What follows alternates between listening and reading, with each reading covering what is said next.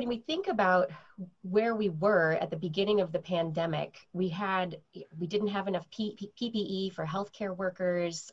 We didn't really know how to treat it, the low oxygen situation. And now we've come to a better place of treating it. Do you think that we are moving forward going to be better able to treat the really badly infected, the people who end up in intensive care, or even reduce the number of people who end up in intensive care before we even get a vaccine? Yeah, let me kind of try and truncate that question into the high income countries. First of all, I think yes, we're going to only get better.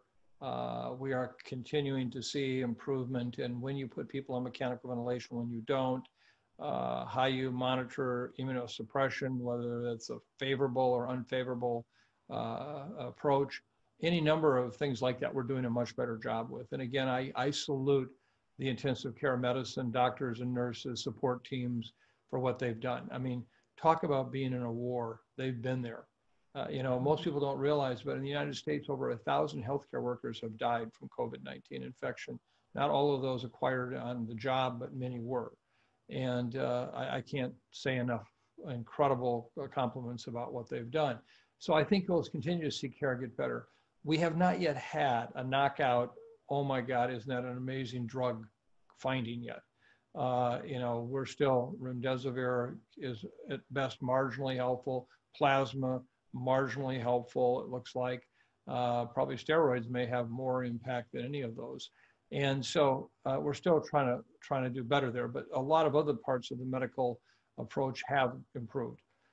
What I worry about and continue to worry about is what we're seeing in so many countries of the world, where middle and low income countries, who will be the last to get vaccines, unfortunately, given I think the current scenario, are also the ones least capable of providing intensive care medicine.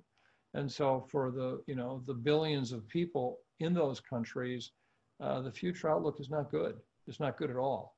And I think that's a challenge. We saw that in the Americas. If you look at what's happened in South America over the course of the last 10 weeks, it's been devastating, just devastating. And then the other thing that most people don't remember or talk about is collateral damage. As much as, everyone focused on Ebola in the DRC over the last couple of years, where we had an outbreak that was ongoing, of which several thousand cases, a number of deaths. What people don't realize, during that time, 3 times as many kids died from measles in those same areas because we couldn't deliver measles vaccine. And far outstripped Ebola, and yet nobody talked about that. We're beginning to see the collateral damage occur around the world of the lost opportunities for public health, for childhood immunizations, for maternal and child health, HIV/AIDS, I can go down the list, polio eradication.